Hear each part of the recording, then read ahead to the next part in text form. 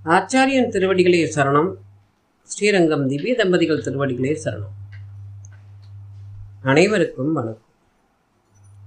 நான் இப்பொழுது ஸ்ரீ விஷ்ணு புராணத்திலிருந்து கலியின் பெருங்குணம் பற்றி கூறப்போகிறேன்.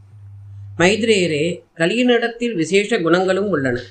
மாபெரும் அறிஞரான வேதவியாசர் அதை பற்றி கூறியிருக்கிறார். அதை உங்களுக்கு கூறுகிறேன், கேளுங்கள்.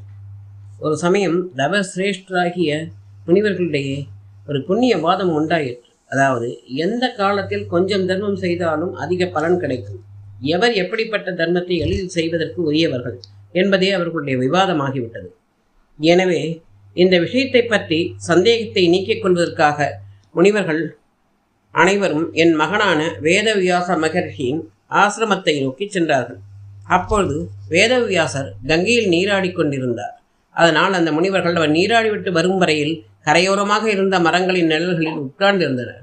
அப்பொழுது கங்கா தீர்த்தத்தில் மூழ்கி குளித்து கொண்டிருந்த என் குமாரனான வேதவியாசர் முழுக்கிலிருந்து எழுந்து சாது சாது கலி சாது என்று அவரை தேடி வந்த முனிவர்கள் காதில் கேட்கும்படி சொல்லிவிட்டு மீண்டும் நீரில் மூழ்கினார்.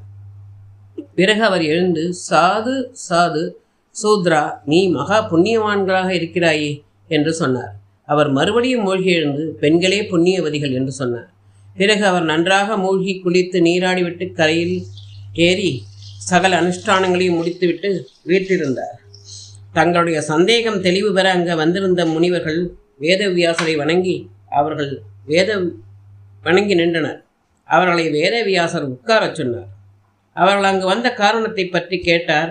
அவர்கள் வேதவியாசரிடம், சுவாமி, நாங்கள் ஒரு சந்தேகத்தை தீர்த்து கொள்ளவே இங்கு உங்களை தேடி வந்தோம்.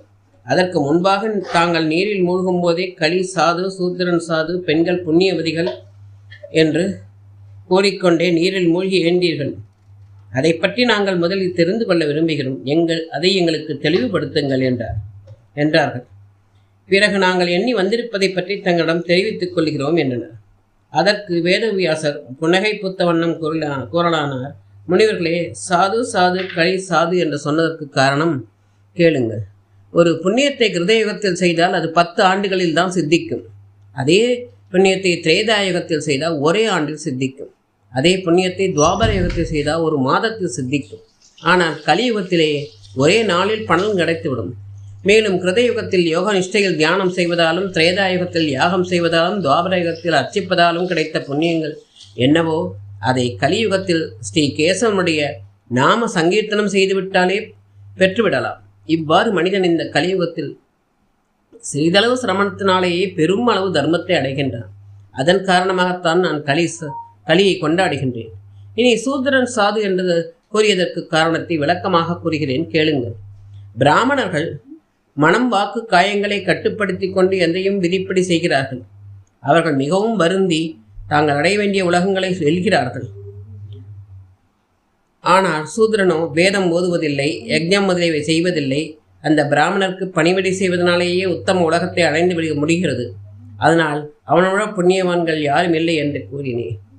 ஆடவர்கள் தத்தமுக்குரிய தர்மத்தை கடைபிடித்து பொருள் ஈட்டி அதை தம் மனைவிமார்களிடம் ஒப்படைக்கிறார்கள். மனைவிமார்கள் அந்த பொருளை நல்வழியில் செலவிற்கு தன் கணவன்மார்களுக்கு உறுதுணையாக இருக்கிறார்கள். இவ்வாறு பெண்கள் மனோ, வாக்கு, காயங்களினாலே தம் கணவருக்கு அனுகூலமாக இருந்து கொண்டே கணவனடையும் உலகங்களை எளிதில் அடைந்து விடுகிறார்கள். அதனால் பெண்களை புண்ணியசாலிகள் என்று கூறினேன் என்று விளக்கமளித்தார். முனிவர்கள் வேத வியாசரை வணங்கி, முனி சிரேஷ்டரே, நாங்கள் கேட்க வந்த சந்தேகங்கள் இப்பொழுது தாங்கள் கூறிய விளக்க உரைகளிலேயே அடங்கியுள்ளன. இனி நாங்கள் கேட்க வேண்டியது வேறு இல்லை என்று கூறி விடைபெற்று சென்றனர்.